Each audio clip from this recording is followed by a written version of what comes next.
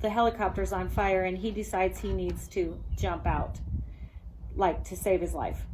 So he literally does a skydive jump out of this helicopter and lands 5 feet down, face plants in the dirt.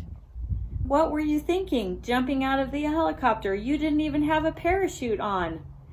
And I love his line.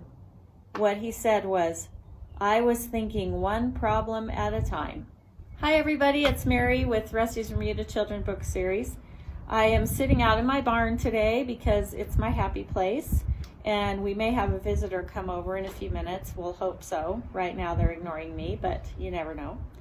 I just wanted to tell you a little more about our story today, just to give you some encouragement for your own story and some inspiration at the end of this message. But I wanted to tell you a little more about how we became to be Rusty's Children's Books, and how some things that happened along the way.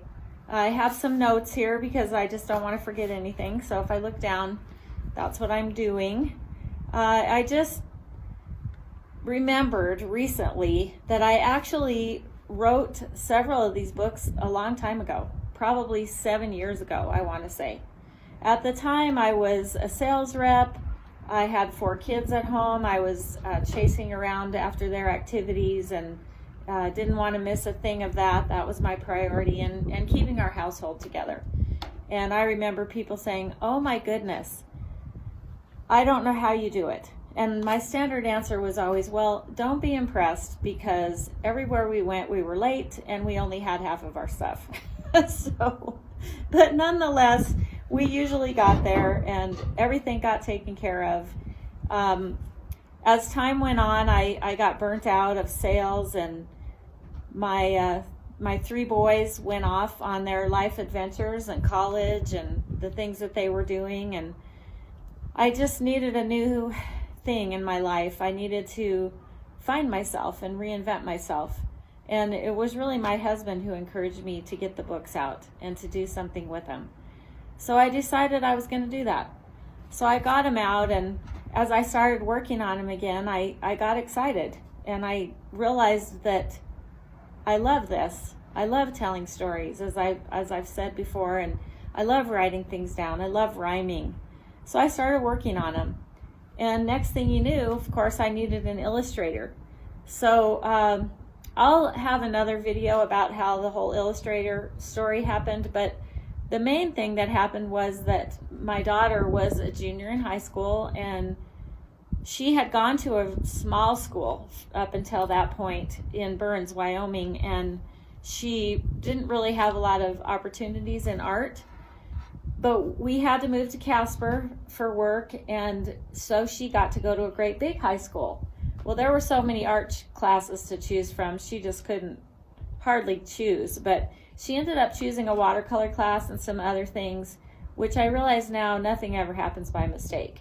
So she ends up in this watercolor class, and the teacher, it's not even 2 weeks in, and the teacher emails me and telling me what a talent my daughter has in watercolor. So obviously she became my illustrator. So this whole thing started to gel together, and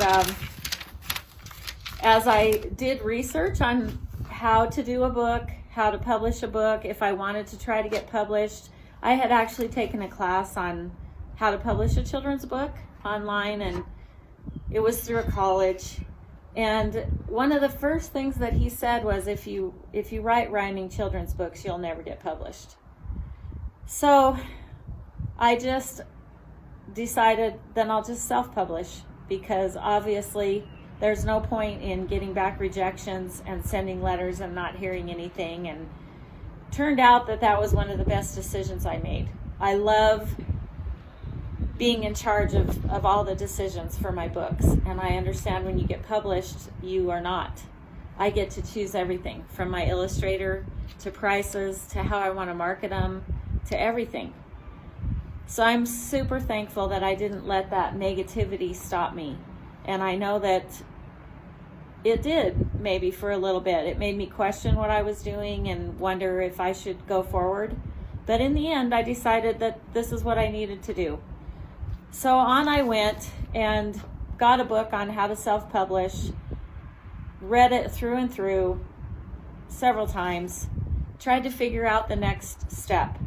And that's my personality, is that I just jump in typically. I'm not really an analyzer or a thinker.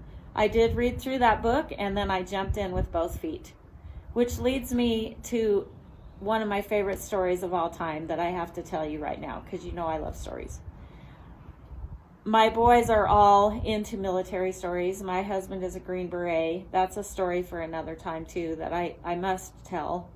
But they love these stories and they tell them to me, and there's some that just resonate with me so much and I love them so much. But they tell the story of a Delta Force guy clear back in 1979 who was on the Iran hostage mission. A lot of you may not remember that, but they went in to try to get some hostages out, and it turned into an absolute disaster of a mission.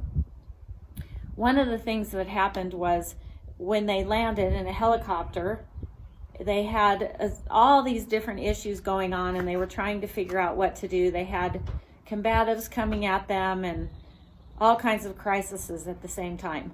Well, it ended up that one of the Delta Force guys had fallen asleep on the helicopter. And no, I don't know why no one woke him up, or I guess in the crisis they just kind of lost track of where anybody was. And then the helicopter caught on fire and he's sound asleep in the helicopter. It's on the ground. So eventually he smells the smoke and the fire and he wakes up and he's looking around and he can't figure out what's going on. He's totally disoriented. So he realizes the helicopter's on fire and he decides he needs to jump out, like to save his life. So he literally does a skydive jump out of this helicopter and lands 5 feet down, face plants in the dirt. So at the time, of course, that wasn't very funny.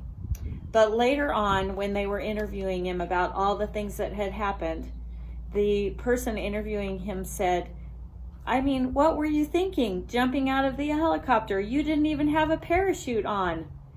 And I love his line. What he said was, I was thinking one problem at a time. One problem at a time. And that is pretty much how I have done this whole self-publishing routine. I have just solved one problem at a time. And some of it hasn't gone very well, and I've made a lot of mistakes. And that's how I learned. Because again, I don't think things through sometimes. I just jumped in. I've had a lot of people tell me, gosh, I'm so amazed that you published a book. I've always wanted to, and I don't know how, and I'm afraid of this or that.